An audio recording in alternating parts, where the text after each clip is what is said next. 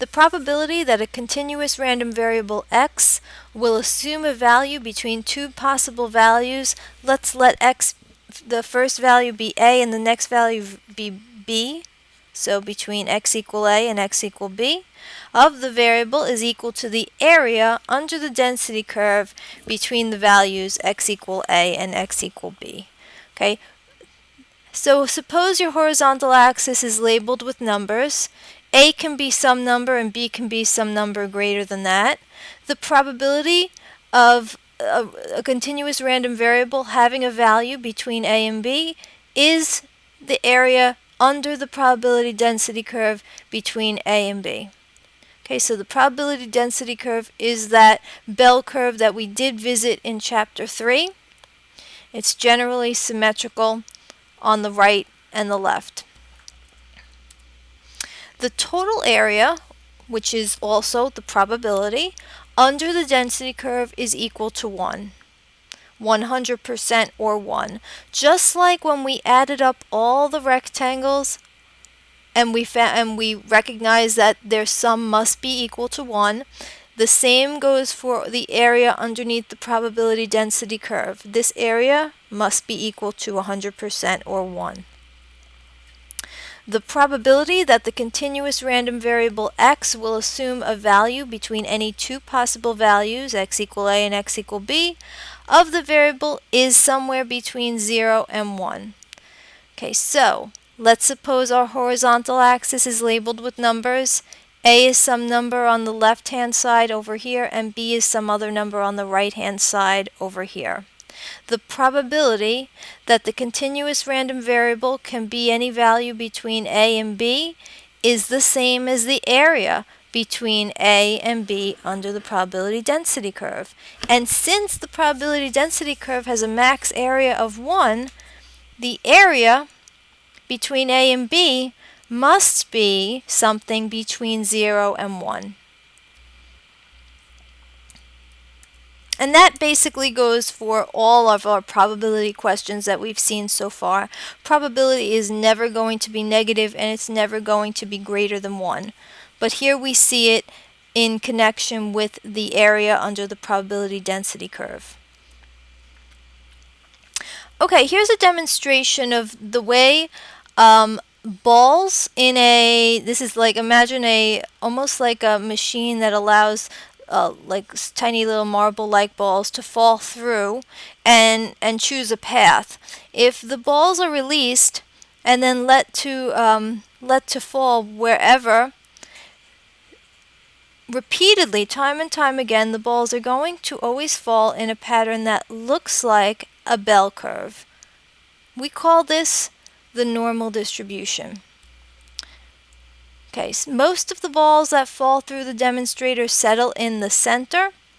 Some of the balls form a tail on the right, and some of the balls form a tail on the left. So here's the tail on the left, and here's the tail on the right. The bulk of the balls will fall in the center. Here is a visual. Okay, I'm going to repeat that because that's pretty cool.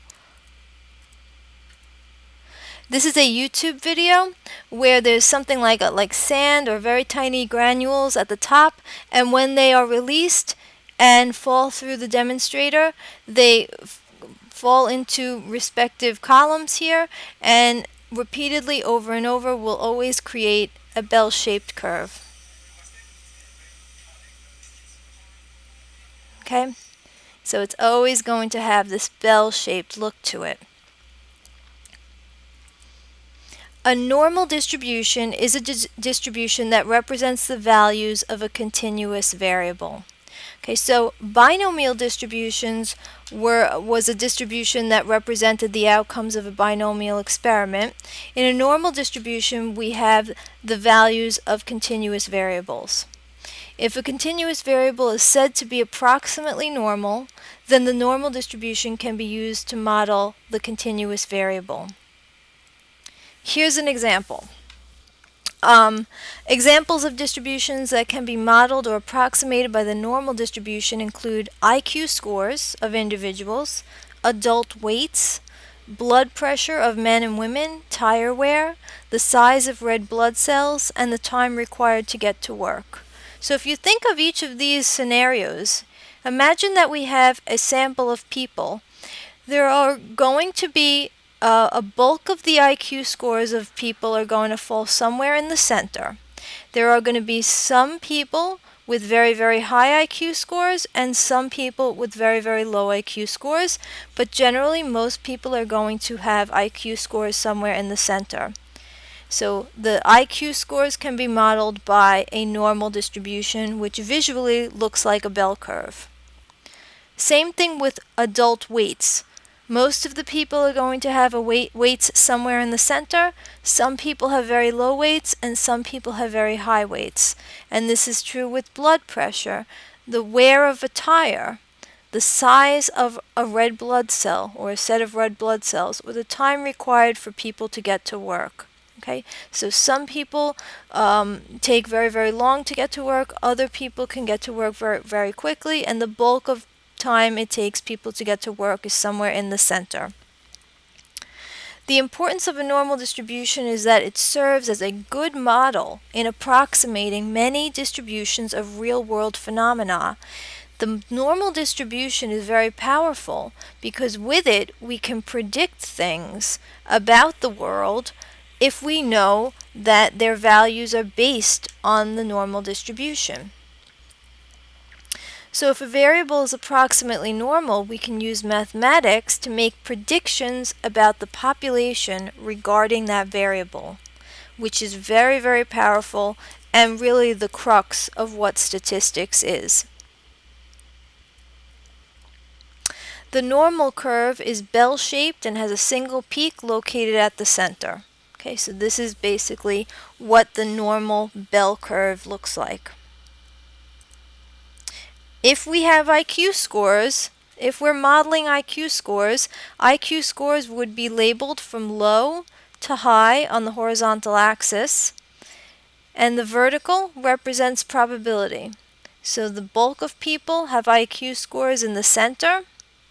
Some people have high IQ scores, and some people have low IQ scores. Adult weights, same thing. You're going to label the horizontal axis from low to high. Blood pressure, size of red blood cells. So generally, if you're told that there is a variable that can be approximated by the normal distribution, then you can take that variable and you can put it on the horizontal axis below a bell curve. And you can use the bell curve to come to some very interesting conclusions about that variable. The mean, the median, and the mode all have the same numerical value and are located in the center of the distribution. So this is something we did talk about in Chapter 3. If we know that the mean is 110, then the median and the mode are also 110, which exists exactly in the very, very center of the distribution. The normal curve is symmetric about the mean. Symmetric in the sense that if we were to fold the curve on top of itself, the left-hand side and the right-hand side would be mirror images of each other. In theory, the normal curve extends infinitely in both directions, always getting closer to the horizontal axis but never touching it. As the normal curve extends out away from the mean and gets closer to the horizontal axis, the area in the tails of the normal curve is getting closer to zero. Okay, so you have to have an idea of what we mean by infinity. There's an arrow at the edge of the bell here, an arrow at the edge of the bell here, indicating that that bell curve is going to continue forever towards the right and forever towards the left, never quite touching the horizontal axis. Okay, so for the most part, the bell curve captures 100% of area. Okay, but there are very, very minute pieces of area as we go further out to the right and further out to the left. The greatest concentration of scores are clustered around the center. So there are synonyms that we use for data values. Scores, data values, raw scores, All of those are basically used to represent the values that are on the labeled on the horizontal axis. So in a normal distribution, you're going to see the bulk, the greatest concentration of all the data values of all the scores clustered here about the center. Relating this to probability, the likelihood of an event occurring is greatest if the value is close to the mean, the median, or the mode. So let's remember the height represents probability. So if we have, let's suppose this 110 here represents an IQ, the mean IQ. The probability of somebody having an IQ close to 110 is relatively great because the height of the bell curve at this point is high.